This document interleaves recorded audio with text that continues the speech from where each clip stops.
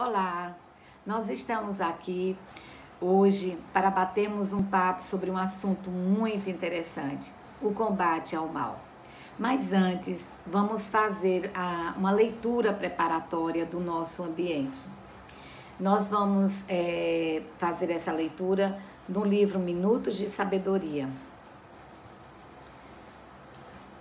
Não perca de vista sua filiação divina. Deus é Pai de todas as crianças e vive dentro de cada um de seus filhos. Todas as criaturas são irmãs. As diferenças raciais e religiosas são apenas de superfície. Olhe para todos como templos vivos da divindade e ame a Deus através do amor às criaturas, procurando servi-lo, servindo ao seu próximo com amor e dedicação. Vamos, antes também de iniciar os nossos trabalhos, fazermos uma prece em agradecimento, primeiro das nossas vidas, agradecer a Deus por tudo que temos recebido, pela sua misericórdia, pela sua proteção, pela sua presença divina em todos os instantes da nossa existência. Agradecer também a Jesus, o nosso amigo espiritual, o nosso amigo irmão que ilumina os nossos caminhos, que está sempre servindo como modelo e guia, nos apoiando, nos abençoando, nos protegendo. Agradecemos também a Nossa Senhora, a Maria de Nazaré, por tudo que tem feito por nós, pelas lágrimas que enxuga, pelo consolo que nos dá, pelo alívio às nossas dores, pela proteção, pela iluminação. Obrigado também a todos os amigos espirituais que nos tutelam, que nos protegem. Pai nosso que estais no céu, santificado seja o vosso nome. Venha a nós ao vosso reino e seja feita a vossa vontade, assim na terra como em todos os céus. O pão nosso de cada dia nos dai hoje, perdoai as nossas ofensas, assim como nós perdoamos a quem nos tem ofendido. E não nos deixeis cair em tentação, mas livrai-nos de todo o mal. Vamos fazer a leitura agora do Evangelho segundo o Espiritismo.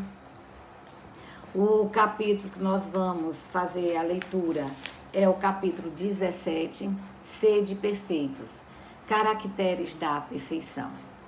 Mas eu vos digo, amai os vossos inimigos, fazei bem a quem vos tem ódio, e orai pelos que vos perseguem e caluniam, para serdes filhos de vosso Pai que estás no céu, o qual fez nascer o seu sol sobre bons e maus, e vir chuva sobre justos e injustos. Porque se vos não amais, senão os que vos amam, que recompensa haveis de ter? Não fazem os publicanos também o mesmo? E se vós saudardes somente os vossos irmãos, que fazem nisso de especial? Não fazem também assim os gentios? Sede vós logo perfeito, como também vosso Pai Celestial é perfeito. Mateus, versículo 44 a 48.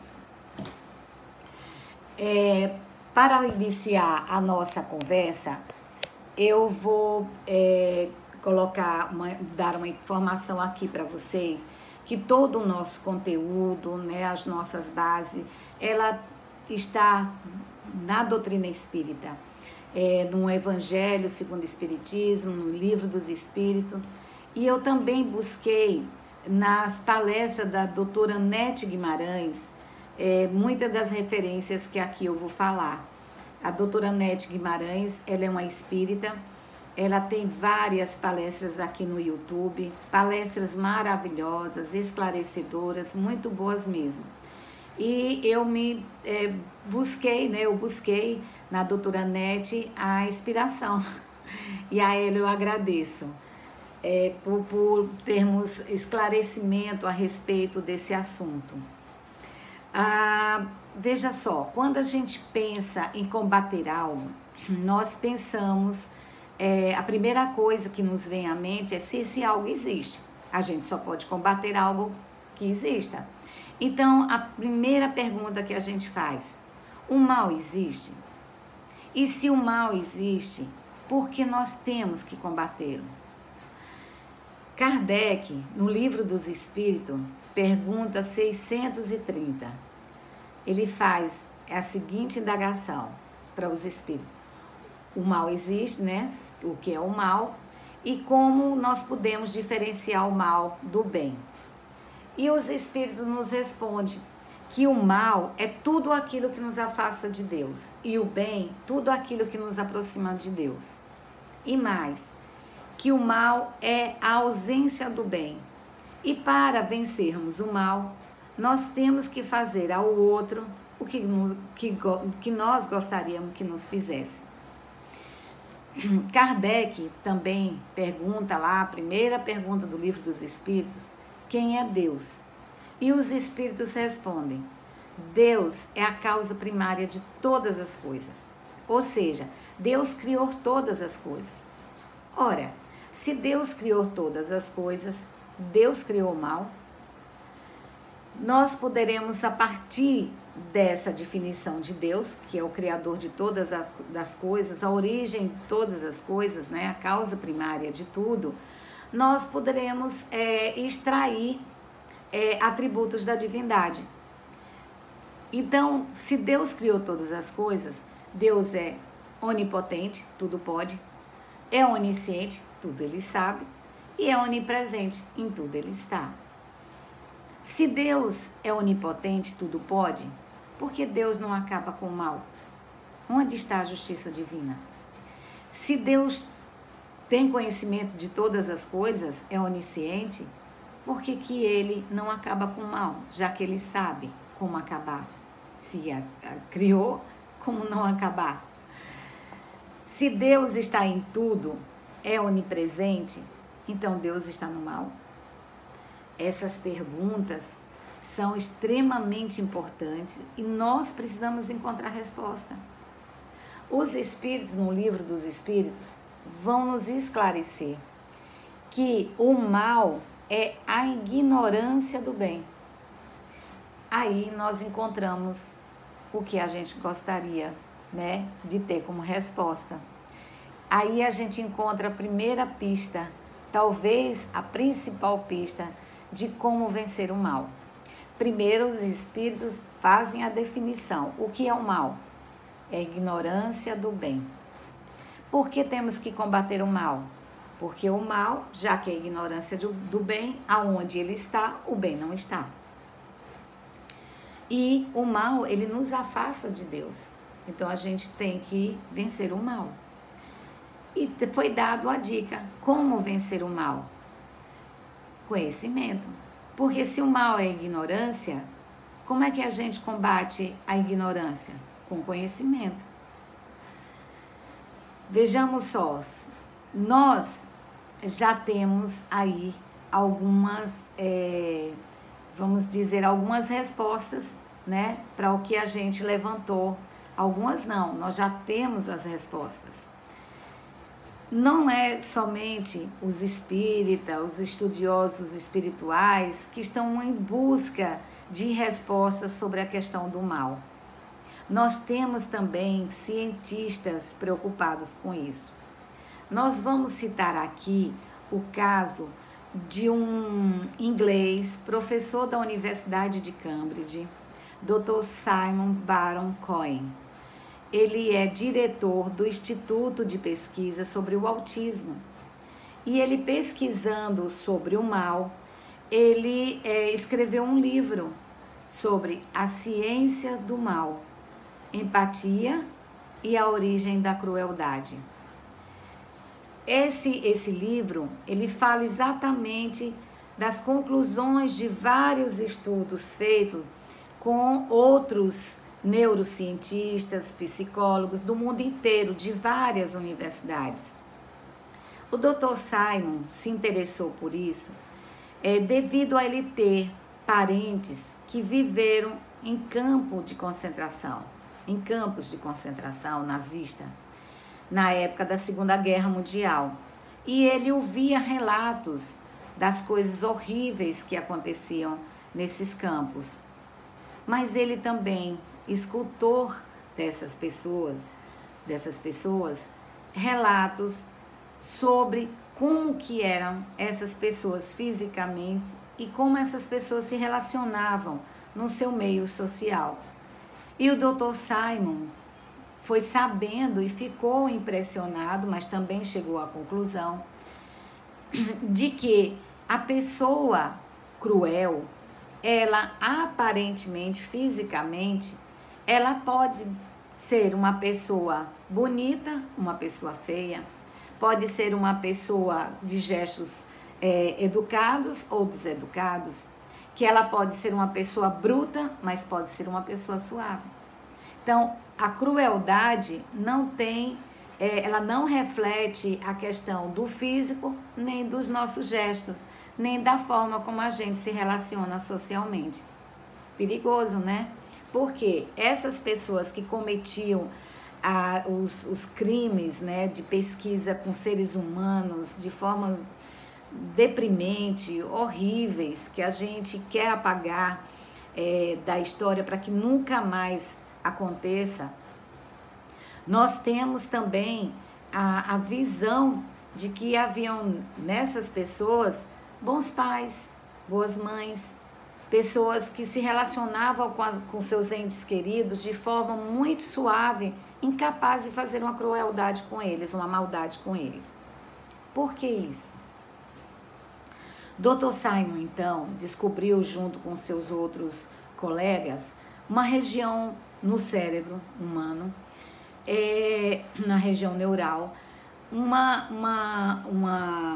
área que eles denominaram de circuito empático. E que esse circuito empático ele se divide em 3 áreas. A primeira área é a que foi denominada de reconhecimento facial. Quem fez a descoberta dessa área foi a doutora Susan Fiske, da Universidade de Princeton. A doutora Susan, ela descobriu que as crianças até o 6º mês não têm essa divisão, né, desse reconhecimento facial. Aonde que isso acontece? Na visão, na região da visão, aonde está localizada essa área do reconhecimento facial. Então, ela descobriu que ao olharmos para um objeto, essa região, nós temos a capacidade de fazer uma divisão, olharmos para algo e verificarmos se é um ser humano ou se é uma coisa. A doutora Susan diz que a partir do 6º mês a criança passa então a fazer essa distinção. Então, quando a mãe se aproxima do berço, ela faz o reconhecimento facial e reconhece que ali é um ser humano e não uma coisa. E passa também a guardar na sua memória as emoções que isso traz.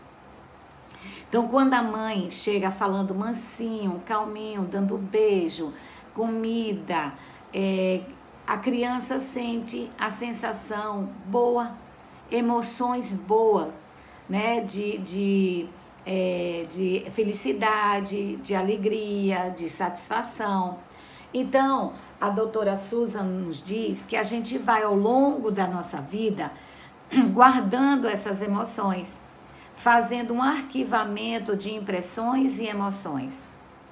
Possivelmente, essa área do reconhecimento facial, possivelmente não, ela explica, e nós vamos mostrar mais à frente, o como que pode, então, levar a pessoas aparentemente boas a se tornarem pessoas cruéis.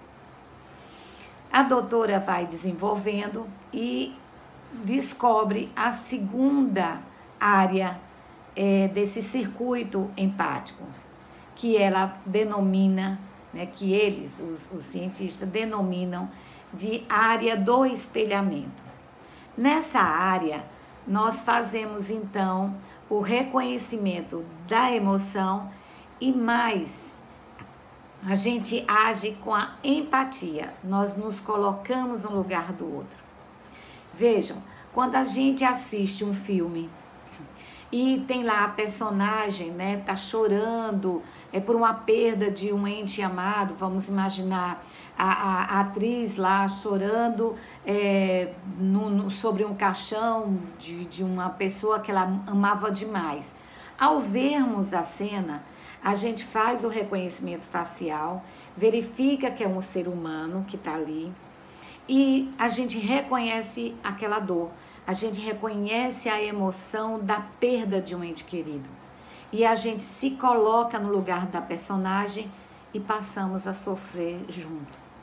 E aí a gente chora, se emociona com a cena, né? Se envolve com a cena.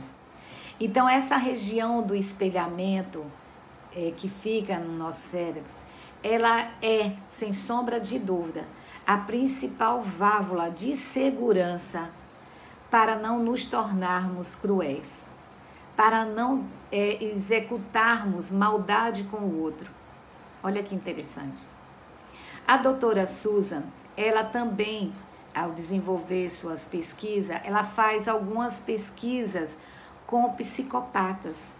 Ela faz, portanto, o estudo do cérebro de psicopatas. E o que ela descobre? Em todos eles há uma deficiência nessa região do espelhamento, nessa região da empatia. Os psicopatas, eles têm essa deficiência de se colocar no lugar do outro, de exercerem a empatia. Por isso, eles executam crimes que nos deixam estarrecidos. Como que pode um ser humano executar um crime tão horrível como aquele? Né? Por exemplo, de psicopatas que após abusarem de mulheres, guardam suas peles, né? Arrancam a pele e depois guardam. Enfim, a literatura está cheia de exemplos, né? de crimes envolvendo psicopatas.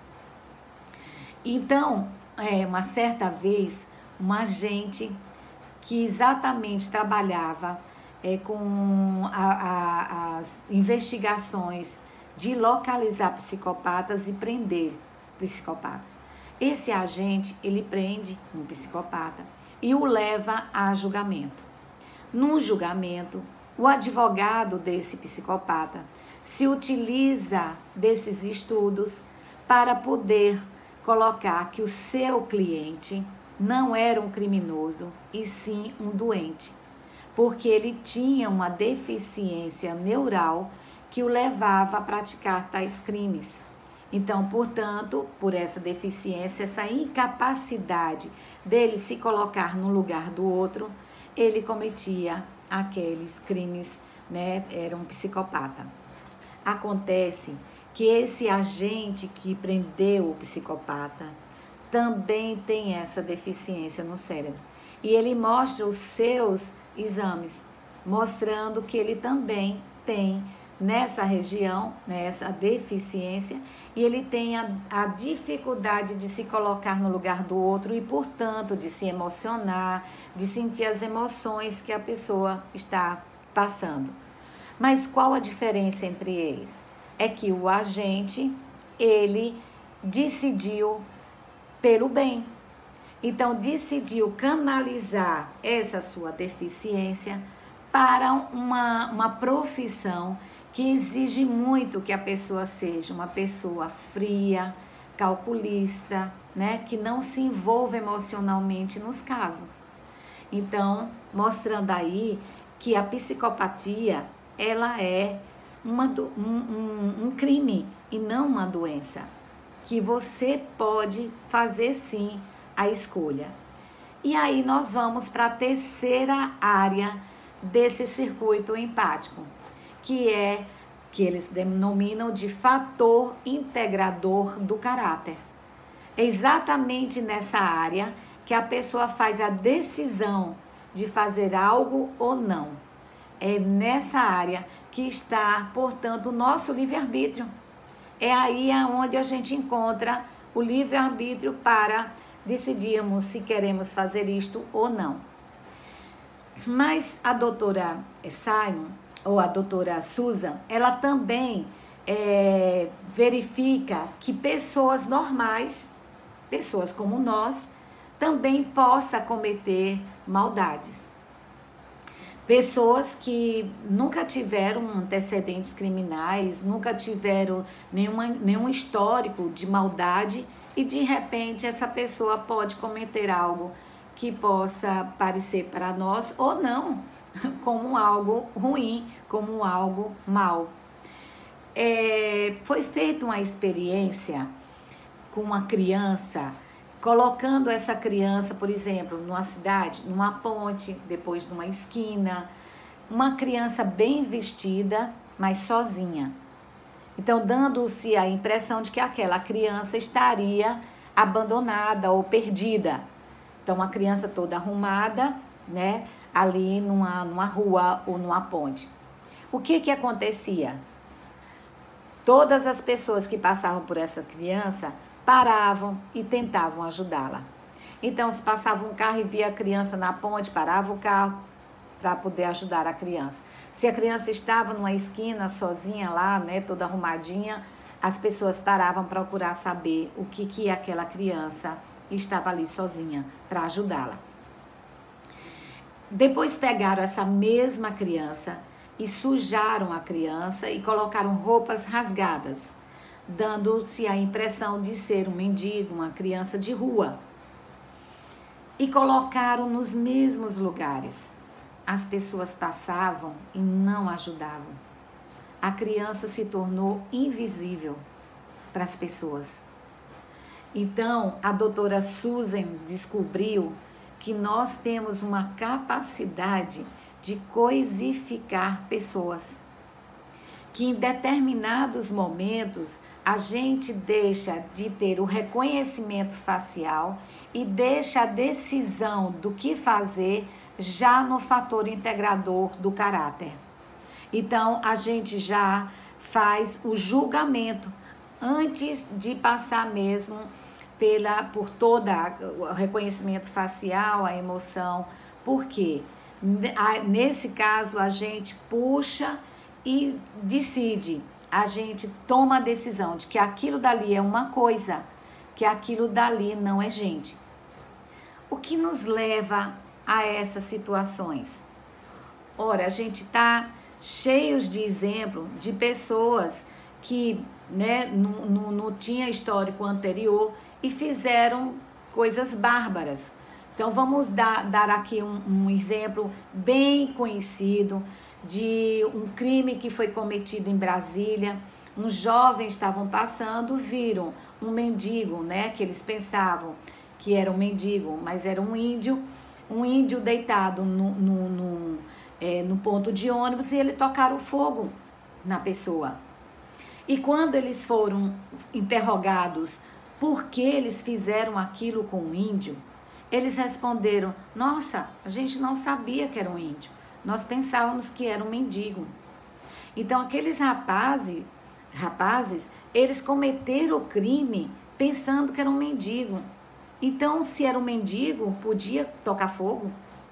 Aí, se fosse um índio, não era para tocar fogo?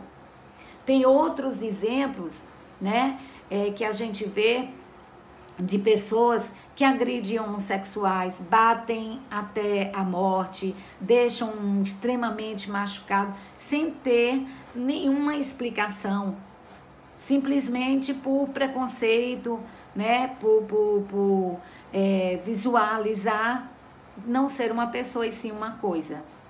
Olha outro exemplo. Uns rapazes na zona sul do Rio de Janeiro, saindo de um grande condomínio, né, da zona sul, eles passam também por um ponto de ônibus e tá uma moça. E eles batem, deixam essa pessoa totalmente machucada, fazendo atrocidades com ela, e eles são denunciados e presos. Novamente, quando esses rapazes são interrogados, por que eles fizeram aquilo, o delegado pergunta: por que vocês fizeram aquilo com uma empregada doméstica? E aí eles disseram: nós não sabíamos que era uma empregada doméstica, nós pensávamos que era uma prostituta.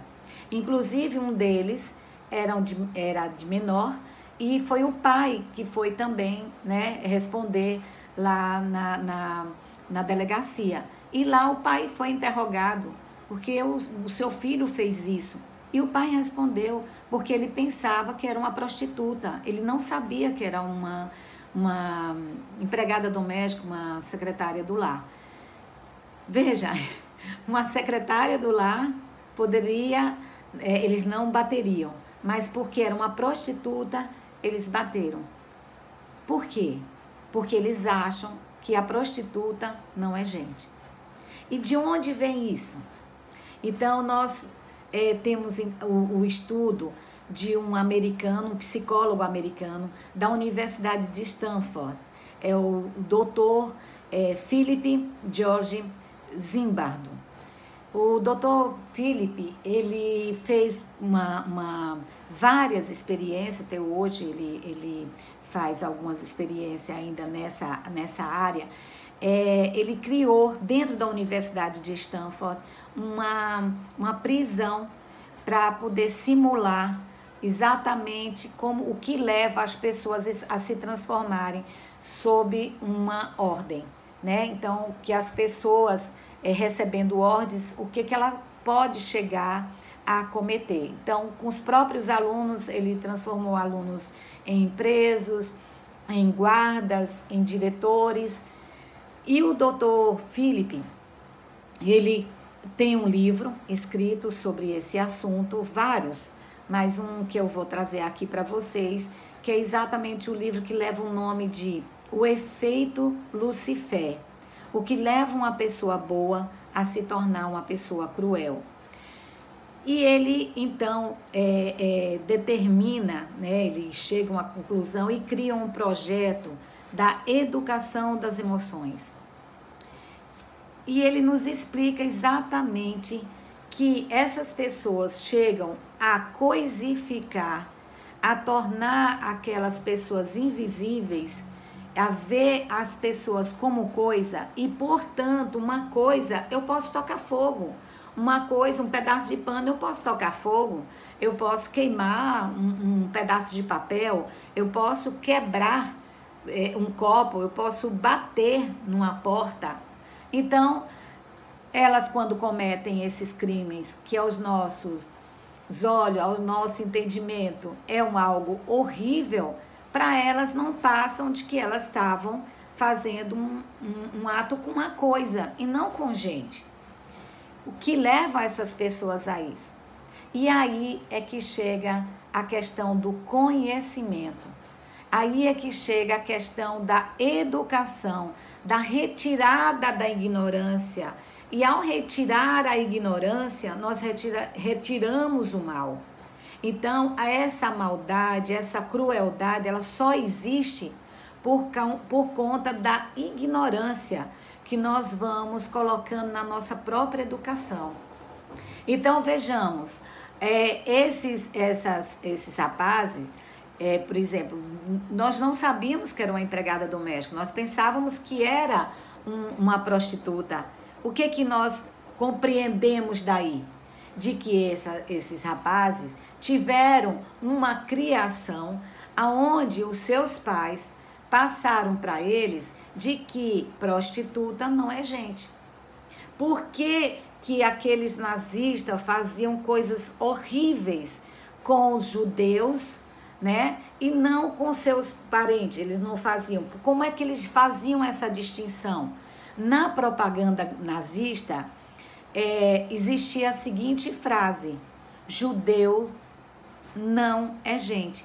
Então, portanto, quando ele estava ali fazendo as experiências, eles não estavam fazendo experiência com gente, e sim com coisas. Porque, para eles, judeus não era gente. E a educação, o conhecimento, é extremamente importante. Vejamos hoje a nossa educação com os nossos filhos, com os nossos netos, com os nossos sobrinhos, com as pessoas que a gente conhece. Como é que está hoje essa convivência entre pais e filhos? O que a gente verifica muito? Que hoje as relações são muito corridas. A nossa convivência com os nossos filhos, né, são convivências superficiais. Dificilmente família hoje se senta à mesa para procurar saber tudo o que aconteceu na escola, para saber se está acontecendo algum tipo o que está, vamos dizer assim, os colegas estão conversando, qual é o assunto que está em voga, se alguém está fazendo algum tipo de coisa boa ou de coisa ruim, para a gente poder orientar os nossos filhos. Quantos de nós se senta com os filhos, com os netos, com tempo para falar sobre essas coisas, sobre as coisas da vida, sobre as questões dos preconceitos, sobre as questões das pessoas, dos refugiados, dos homossexuais, da questão dos negros, dos indígenas? Quando que a gente se senta para ter esse tipo de bate-papo? Com quem que as nossas crianças estão aprendendo, se educando sobre as emoções? Aonde elas estão aprendendo sobre o sentir, sobre a empatia, de se colocar no lugar do outro? Nós mesmos estamos precisando dessa educação. Nós mesmos estamos precisando fazer uma reflexão sobre as nossas atitudes diante de todas essas situações e fazermos uma reflexão do que a gente tem verbalizado para essas crianças. Às vezes, coisas simples que a gente pensa que não está criando nelas, vamos dizer assim, conceitos e emoções que vai prejudicá-la como adulto. Por exemplo, a gente colocar assim: ah, filha, é só uma bicha, ah, filha, é só um travesti, deixa pra lá, nossa. Ou coisas do tipo assim: a moça foi violentada e a gente fazer o seguinte comentário, mas também com a roupa que ela estava usando.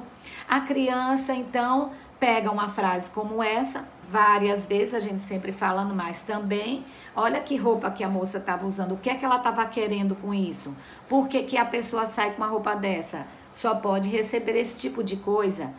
Quando a gente vai verbalizando essas imagens para a criança, ela vai crescendo e entendendo que mulheres com roupas, né, com roupas que se use, roupas sensuais, short curto, barriga de fora, sejam pessoas que não mereçam respeito, que sejam meninas que podem serem violentadas, meninas que podem apanhar. Por quê? Porque elas também estavam de short curto. Quem mandou elas saírem provocando as pessoas? Porque as crianças vão crescendo com essa ideia, né? De que homem que é homem não chora, de que homem que é homem gosta de mulher, jamais de homem, que uma mulher tem que casar, enfim, todas esses nossos conceitos, preconceitos, a gente tem que ter muito cuidado com isso. Nós estamos precisando, portanto, fazermos uma reflexão, porque é exatamente coisas como essa, parecendo inofensivas, que transformam as pessoas em psicopatas, em pessoas cruéis.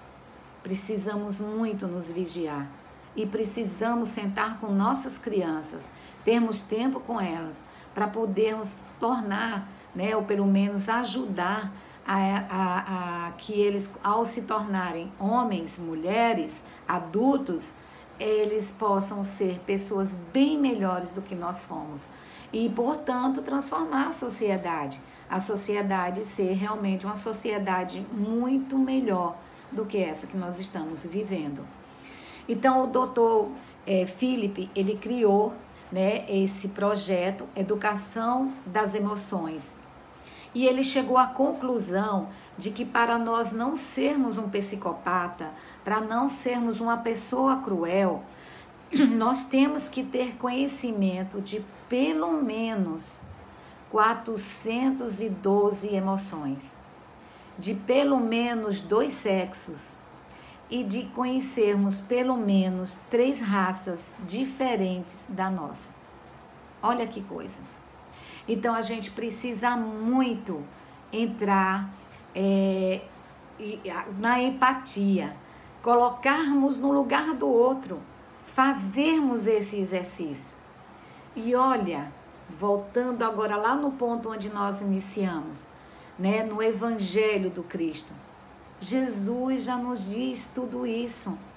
Como o que é o mal, né? Que, por exemplo, quando Jesus, no auge da maldade dos homens para com ele, que é na cruz, né? Pregando-o na cruz, o que Jesus fala para Deus? Pai, perdoa, porque não sabem o que fazem. Olha, ou seja, Deus, Pai, perdoa essas pessoas cruéis, porque elas são ignorantes. Elas não sabem o que estão fazendo. Somos ignorantes. Então, Jesus já diz ali no Evangelho o que é o mal. O mal é a ignorância do bem. E mais, nos dá a receita infalível de combater o mal. Qual é a receita infalível de combater o mal? Fazer ao outro o que eu gostaria que me fizesse. Ninguém quer a crueldade consigo próprio. E por que fazer com o outro? Ninguém quer a maldade consigo próprio. Por que então com o outro? E tá lá o principal dos mandamentos. Qual é o principal mandamento? Amar a Deus sobre todas as coisas. E o segundo, amar ao próximo como a ti mesmo. Simples assim, mas ao mesmo tempo muito difícil. Por quê? Porque temos que quebrar dentro de nós essas emoções estragadas que nós trazemos dentro do nosso coração. Esse olhar para o ser humano e coisificando, deixando essas pessoas invisíveis. Então, nós precisamos nos colocar no lugar do outro, termos empatia. E assim não tem erro, gente. Nós vamos ser pessoas boas, vamos estar nos aproximando de Deus e nos afastando, portanto, cada vez mais da ignorância do mal. Eu agradeço demais a atenção de vocês, de quem conseguiu chegar até aqui. Muito obrigado. Espero ter contribuído para uma reflexão, para que a gente possa ajudar o mundo a melhorar, as pessoas a terem mais empatia pelo outro, mais amor, mais solidariedade, mais caridade. E nesse instante, portanto, eu vou encerrar com uma prece, agradecendo aos nossos amigos espirituais que nos conduziram nessa palestra, a Legião dos Servos de Maria, que está sempre presente, sempre nos orientando, nos intuindo, todo o mérito do que aqui que foi de bom foi dito, podem ter certeza que foi a espiritualidade amiga. E as falhas podem colocar na minha conta, no espírito ainda bastante imperfeito e com muito por aprender. Deus Pai de amor e bondade, obrigado, Senhor, pela vida, obrigado por termos a oportunidade de resgatar os nossos débitos, de estarmos aqui para consertar antigos erros e dar os passos em direção ao futuro melhor, mais feliz e principalmente como uma pessoa do bem, cada vez nos aproximando mais da sua divina majestade. Obrigado, Jesus, obrigado pela luz que coloca em nossas vidas, pela claridade do seu Evangelho, por estar sempre tão presente em todas as situações que vivenciamos. Maria, doce Maria, nossa mãe tão amada e tão querida. Pedimos, Senhora, que cubra o mundo com o seu manto de amor, que nos ajude